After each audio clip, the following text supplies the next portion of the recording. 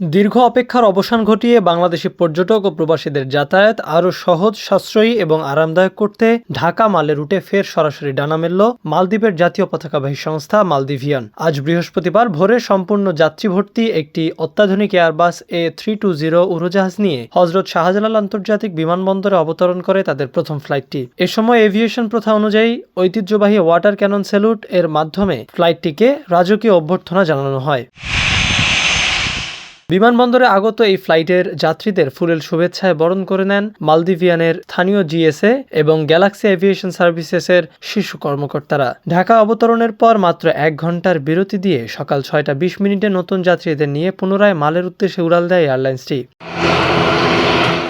বর্তমানে মালদিভিয়ানের বহরে wide body Airbus A330 থেকে শুরু করে মোট 26টি উড়োজাহাজ রয়েছে, যা দিয়ে তারা দেশ বিদেশের বিভিন্ন গন্তব্যে অত্যন্ত সুনামের সাথে ফ্লাইট পরিচালনা করছে। প্রাথমিকভাবে ঢাকা মালে ঢাকা রুটে সপ্তাহে 2 দিন রবিবার ও বৃহস্পতিবার সরাসরি ফ্লাইট পরিচালনা করবে মালদিভিয়ান। যাত্রীদের জন্য রিটার্ন টিকিটের ন্যূনতম ভাড়া নির্ধারণ করা হয়েছে $399, যা বাংলাদেশি মুদ্রায় প্রায় 47,880 টাকা। এই আকর্ষণীয় ভাড়ার পাশাপাশি যাত্রীরা পাচ্ছেন 30 কেজি পর্যন্ত ফ্রি ব্যাগেজ সুবিধা এবং ফ্লাইটের ভেতরে বিনামূল্যে সুস্বাদু খাবারের ব্যবস্থা। টিকিট বুকিং এর জন্য মালদিভিয়ানের অফিসিয়াল ওয়েবসাইট, মোবাইল অ্যাপ অথবা নির্ধারিত কল সেন্টারে যোগাযোগের পরামর্শ দেওয়া হয়েছে।